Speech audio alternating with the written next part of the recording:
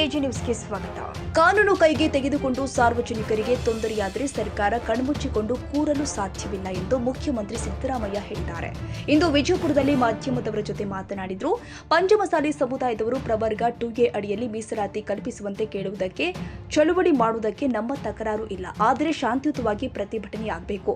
ಕಾನೂನನ್ನ ಯಾರು ಕೂಡ ಕೈಗೆ ತೆಗೆದುಕೊಳ್ಳಬಾರದು ಅಂತ ಮನವಿ ಮಾಡಿದ್ದಾರೆ.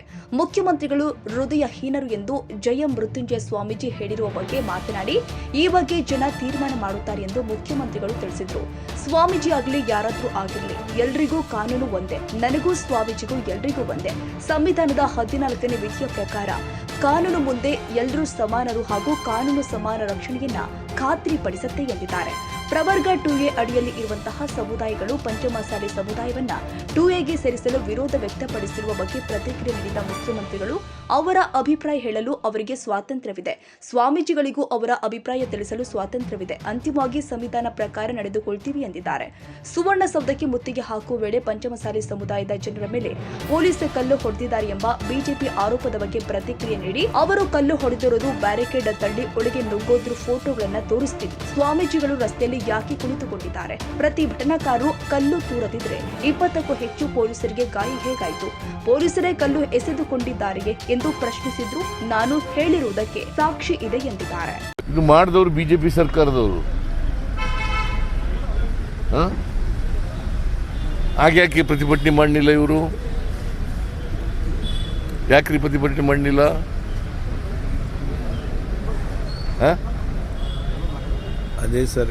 ಈಗ ಅದೇ ಸರ್ಕಾರದವರು ಇವ್ರ ಜೊತೆ ಸಪೋರ್ಟ್ ಮಾಡ್ತಾರೆ. ಆಮೇಲೆ ಇವ್ರಿಗೆ ಸರ್ಕಾರ ಇರುವಾಗ ಕೊಡಕ್ಕಾಗಲ್ಲ ಅಂತ ಮಾಡಿದ್ರು. ಅದಾದಮೇಲೆ ಇವರು ಒಬ್ಬ ರಸೂಲ್ ಅಂತಕ್ಕಂಥವ್ರು ಸುಪ್ರೀಂ ಕೋರ್ಟ್ಗೆ ಹೋದರು. ಇದು ಮಾಡಿದ್ಮೇಲೆ ಕೆಟಗರಿ 2C 2D ಮಾಡಿದ್ಮೇಲೆ some Muslim gentleman has gone to the Supreme Court challenging the orders of the BJP government. ಅವರು ಅಲ್ಲಿ ಇವ್ರ ಪರ ಅಪಿಯರ್ ಆಗಿದ್ದಂಥ ಲಾಯರು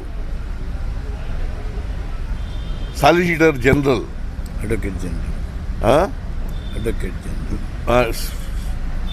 ಸಾಲಿಸಿಟರ್ ಜನರಲ್ ಅಡ್ವೊಕೇಟ್ ಇವ್ರ ಪರ ಅಪಿಯರ್ ಆಗಿದ್ದ. ಇವ್ರು ಏನು ಮಾಡಿದ್ರು ಅಂತಂದರೆ, ಹಿಂದಿನ ಸರ್ಕಾರ ಮುಸಲ್ಮಾನರಿಗೆ 4% ಕೊಟ್ಟಿದ್ದದನ್ನು ರದ್ದು ಮಾಡಿಬಿಟ್ಟು 2% ಒಕ್ಕಲಿಗರಿಗೆ, 2% ಲಿಂಗ 2Aನವರಿಗೆ ಅಲ್ಲ 3Aನವರಿಗೆ 2%, 3Bನವರಿಗೆ 2% ಕೊಟ್ಬಿಟ್ರು. ಇದು ಕಾನ್ಸ್ಟಿಟ್ಯೂಷನ್ ಅಲ್ಲ?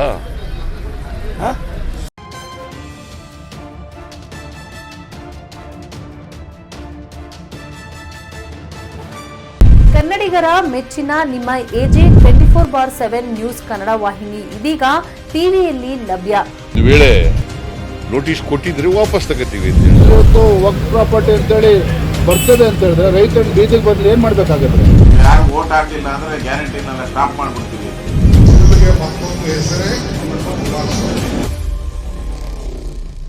ಕರ್ನಾಟಕ ಮತ್ತು ದೇಶ ವಿದೇಶ 360 ಡಿಗ್ರಿ ಸುದ್ದಿ ಹಾಗೂ ಉತ್ತರ ಕರ್ನಾಟಕ, ಬೆಳಗಾವಿ, ಬಾಗಲಕೋಟೆ, ಧಾರವಾಡ, ಹಾವೇರಿ, ಗದಗ, ಬಿಜಾಪುರ ಜಿಲ್ಲೆಯ ಕ್ಷಣ ಕ್ಷಣದ ವಿವರವನ್ನ ಪಡೆಯುವುದಕ್ಕೆ AJ 24/7 ನ್ಯೂಸ್ ಕನ್ನಡ ವಾಹಿನಿಯನ್ನ ಲೈಕ್ ಮಾಡಿ, ವಿಡಿಯೋಗಳನ್ನ ಶೇರ್ ಮಾಡಿ, ಕಮೆಂಟ್ ಮಾಡುವ ಮೂಲಕ ನಮ್ಮ ವಾಹಿನಿಗೆ ಸಹಕಾರ ನೀಡಿ ಮತ್ತು ಚಾನೆಲ್ ಅನ್ನ ಸಬ್ಸ್ಕ್ರೈಬ್ ಮಾಡಿ. ಧನ್ಯವಾದಗಳು.